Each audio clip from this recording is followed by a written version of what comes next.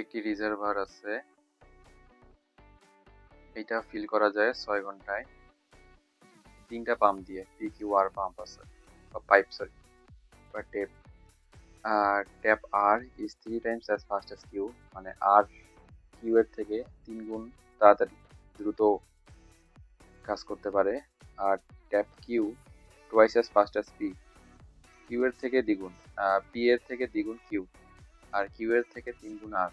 তাহলে আমি যদি বলি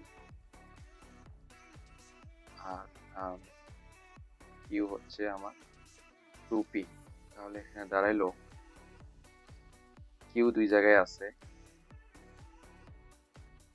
Q যদি Q আওয়ারে পাম্পটি ভরে, কি হবে? ট্যাঙ্কিটি ভরে, তাহলে 1 আওয়ারে ভরতে লাগবে তার 1/Q অংশ। ঠিক আছে, এখন আসি P যদি এই কাজটা করে। এখন একটা কথা চিন্তা কর, কে ফার্স্ট, Q না P? Q first, P slow, কারণ Q হচ্ছে P এর চেয়ে দ্বিগুণ গতিতে কাজ করে। তাহলে P কি হবে? তার অর্ধেক গতিতে কাজ করবে। হ্যাঁ, গতি অর্ধেক কিন্তু সময় দ্বিগুণ।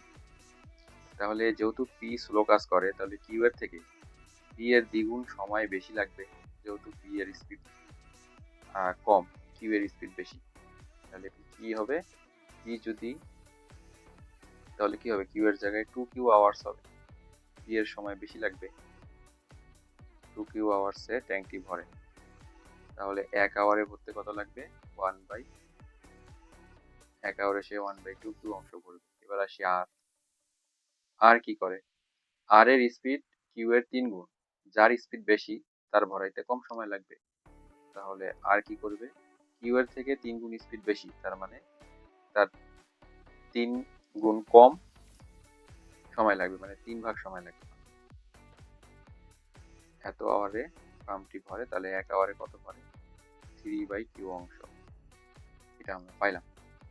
তাহলে তারা প্রত্যেকে 1 ঘন্টায় কত ভরায়? এইটা যোগ এইটা যোগ এইটা, এত অংশ।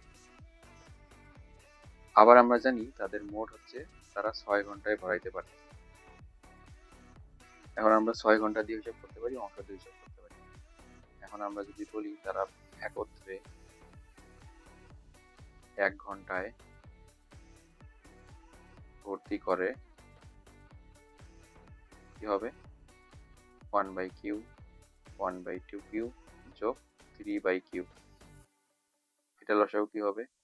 2 নিব, Q নিব, 2Q, Q বাদ থাকবে 2, 2Q বাদ থাকবে 1, Q বাদ থাকবে 2, 2 গুণন 3 হচ্ছে 6, তাহলে আমি পাচ্ছি 9/2Q। 1 ঘন্টায় ভর্তি করে এত অংশ। তাহলে এটা যদি 1 ঘন্টায় ভর্তি করে, তাহলে 6 ঘন্টায় ভর্তি করে কত অংশ? অবশ্যই কি হবে? 6 গুণ হয়ে যাবে, 1 ঘন্টার চেয়ে 6 ঘন্টা বেশি অংশ ভর্তি করবে। তাহলে 9/2Q × 6, এটা করলে আমি পাই 27/Q অংশ। আচ্ছা, এগুলাও বুঝলাম। আর আমি কি পেলাম? 27/Q অংশ। এই অংশটা সে 6 ঘন্টায় ভর্তি করে। কি বললাম? 27/Q অংশ তারা হচ্ছে 6 ঘন্টায় ভর্তি করে একত্রে।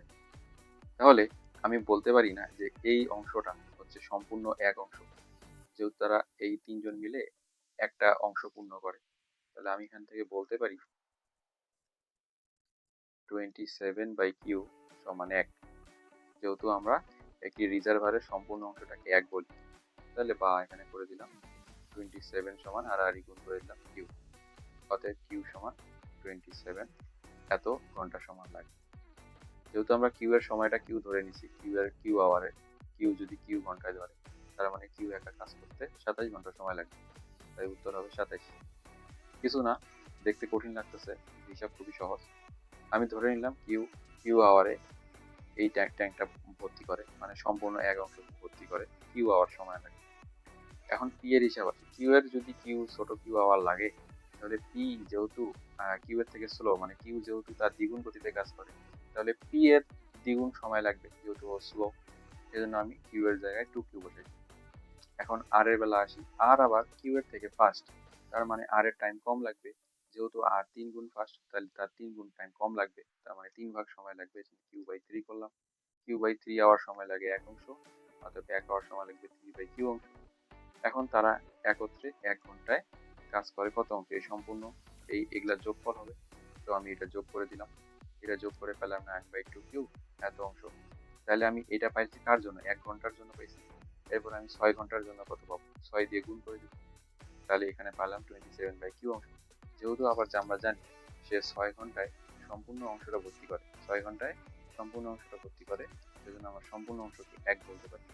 27/q সমান 1, অর্থাৎ 27 সমান q, q সমান 27 অংশ শেষ।